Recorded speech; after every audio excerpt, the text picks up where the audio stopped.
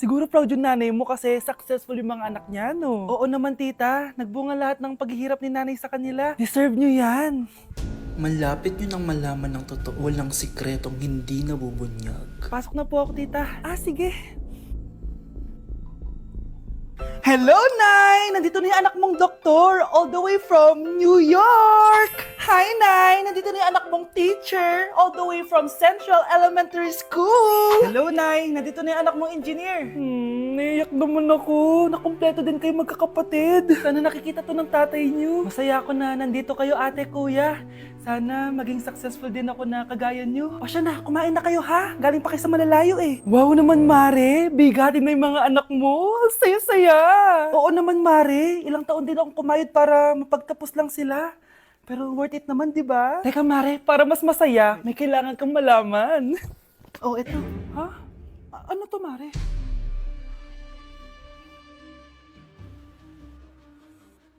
Nay, bakit po? Mga sinungaling kayo? Paano niyo nagawa sa akin to, ha?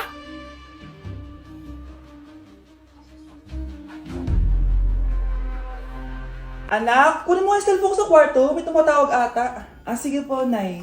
Sabi cellphone ni nanay. Anak, bilisan mo naman. Ay, salamat naman. Nakatae din. Scarlett, ba't nandyan ka?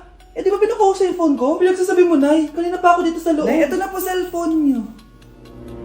Sino yan, Nay? Bakit kamukha ko? Teka lang. Bakit dalawa kayong Scarlett? Nananaginip pa ako?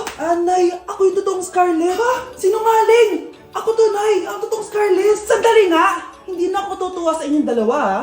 Isa lang ang solusyon dito. Magtatanong ako at kung sino makasagot ng tama, siya ang totoong Scarlett. Unang tanong, saan ako may balat? Balat?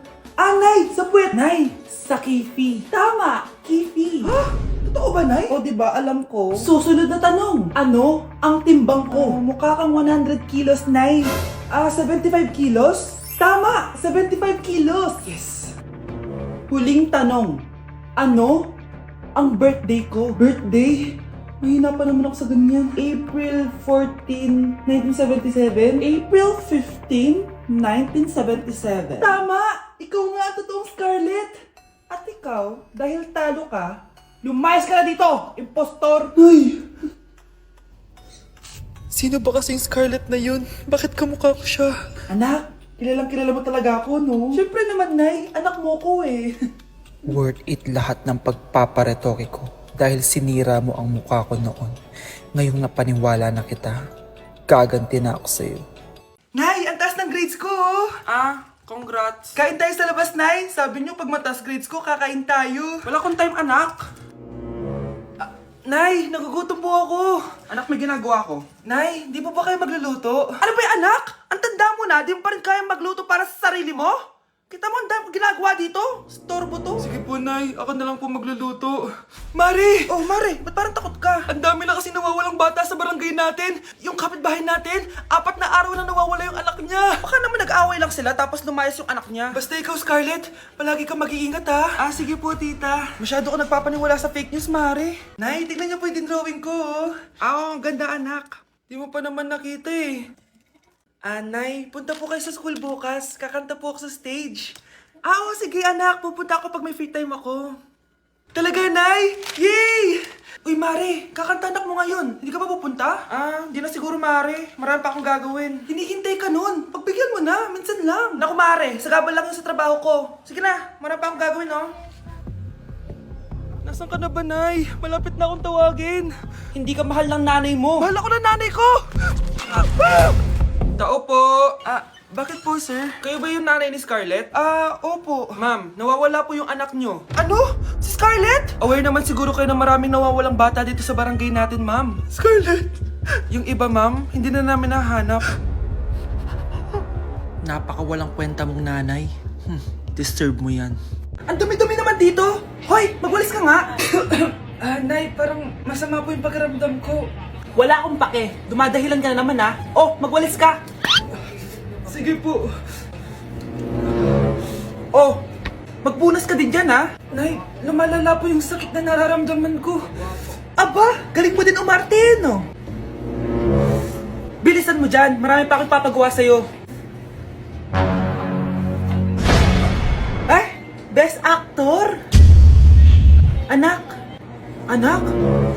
Anak? A few moments later. Ikinalulungkot ko pero malala na ang sakit sa puso ng anak nyo.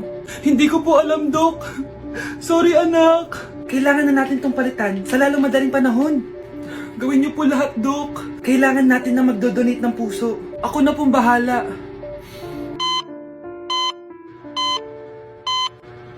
Nay? Oh, gising ka na pala. Nasaan ako? Nasaan ang nanay ko? Nanay mo yung nagbigay ng puso sa'yo. Hindi pwede. Nay, sorry, Nay. Nay, buhay ka? Oo naman, anak, buhay na buhay. Kanino puso yung nandito? Puso ng kambing yung nilipat sa'yo, anak. Ha? Pagaling ka, ha? Psst, bata, gusto mo ba ng pancake? Oh, para sa'yo. Tama-tama, nagugutom ako. Mag-iingat ka palagi, ha? Sige po. Anak, patay na pala yung kapitbahay natin. Na-aksidente daw. Yung palagi naka-jacket, Nay? Oo, anak. Kaya ikaw, mag-iingat ka palagi, ha? Ha? Paano patay eh? Nakita ko pa lang siya kanina. Naku, sinasabi ko sa iyo, anak. Binumulto na naman tayo. Binigyan niya pa nga ako ng pagkain eh. Pagkain? Huwag mong kakainin yan. May masama mangyayari sa iyo. Ano yun, Nay? Kinain mo? Anak? Sinasabi ko na nga ba eh. Papatayin na kita. Huwag mo ko patayin. Wag!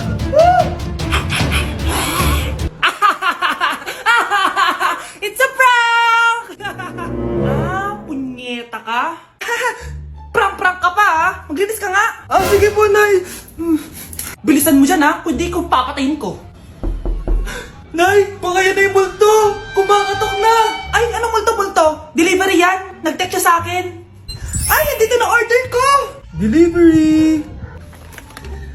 Kuya, okay ka lang ba? Hi, neighbor.